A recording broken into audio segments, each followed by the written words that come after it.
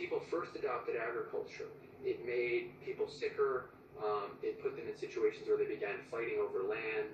So when you have agriculture, you need to control land, and then you need to find out who gets that land after the current occupant dies, and you end up with inheritance. And then when you have inheritance, you can have accumulation. And so and then that accumulation over time, if one group's accumulating and other group's not, you can end up with big inequalities. Some males are going to be sufficiently able to provide a lifestyle or economic well-being for more than one wife, and so there'll be some females who will prefer to be the second or third wife of a particularly prestigious hunter or a good farmer, rather than being the first wife of a not very good hunter or not very good farmer. Most societies, 90% or so, more than 90%, like 98%, constrain female sexuality in some way. And the societies that get most bent out of shape about any deviations by the female sexually are societies where, it's patrilineal, patrilocal, the clan is important, there are ancestors to be attended to. So the more patriarchal, patrilineal it is, the more constraints there are on the female, because you've got to ensure the paternity. If you don't, then you don't ensure the lineage.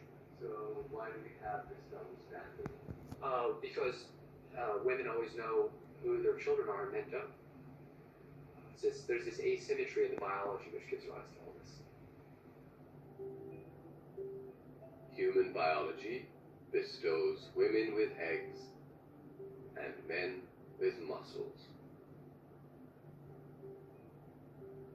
Men eventually began to dominate most of the resources in agricultural societies that were becoming more inclined towards warfare and the expansion of territory to sustain growing populations.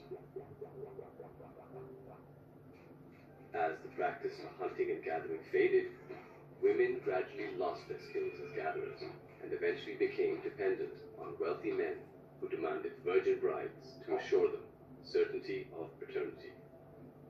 And after marriage, women were expected to remain monogamous, but men could take on as many wives or concubines as they could afford.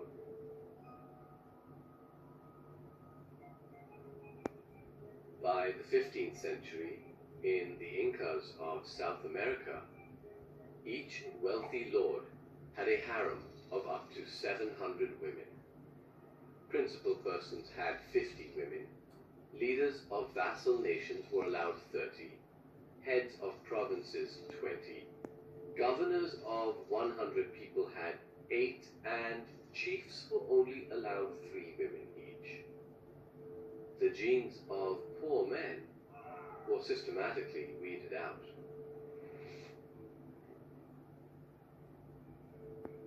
Meanwhile, in parts of Arabia, rich polygynous men spent lavish evenings in harems, while their wives could be stoned to death for infidelity.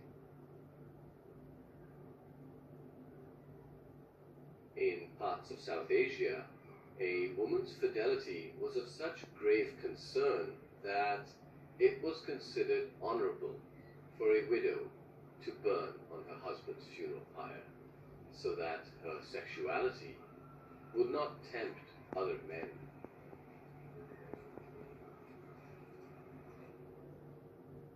In China, wealthy men developed an erotic preference for young women whose feet had been broken and bound from an early age, rendering them immobile and probably unable to act on any promiscuous impulses.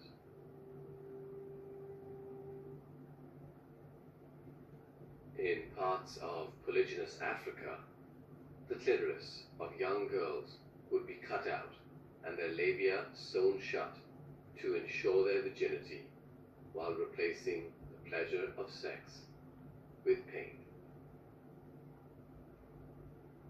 This brutal practice also reared its head in the United States and Europe as a way to suppress female libido. And in as recent as 1822, a surgeon in Berlin cut out the clitoris of a teenage girl because she enjoyed masturbating frequently. Jared Diamond said agriculture is the worst mistake in the history of the human race. And certainly from a woman's perspective, it was a disaster.